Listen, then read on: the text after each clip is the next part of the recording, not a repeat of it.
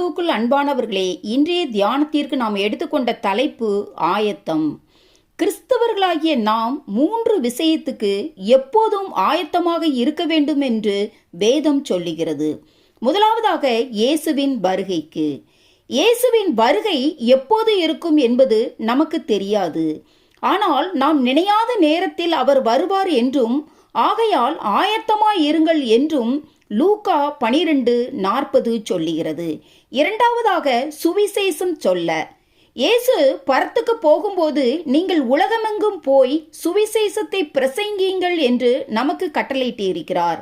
ஆகவே கேட்கிற யாவருக்கும் சுவிசேஷம் சொல்ல ஆயத்தம் எனும் பாதரட்சையை கால்களில் தொடுத்தவர்களாய் எப்பொழுதும் ஆயத்தமாய் இருக்க வேண்டும் என்று எபேசியர் 6:15, 1 பேதுரு 3:15 சொல்லுகிறது.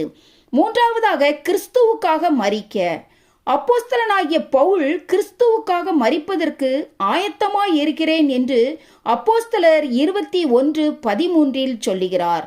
ஆகவேதான் அவரால் கிறிஸ்து எனக்கு ஜீவன், சாவு எனக்கு ஆதாயம் என்று சொல்ல முடிந்தது. எனக்கு அன்பானவர்களே, நீங்களும் நானும் இயேசுவின் வருகைக்கு ஆயத்தமாய் இருக்கவும், சுவிசேஷம் சொல்ல ஆயத்தமாய் இருக்கவும், கிறிஸ்துவுக்காக மரிக்க ஆயத்தமாய் இருக்கவும் தேவன் தாமே நம் ஒவ்வொருவருக்கும் கிருபை புரிவாராக. ஆமேன். அல்லேலூயா.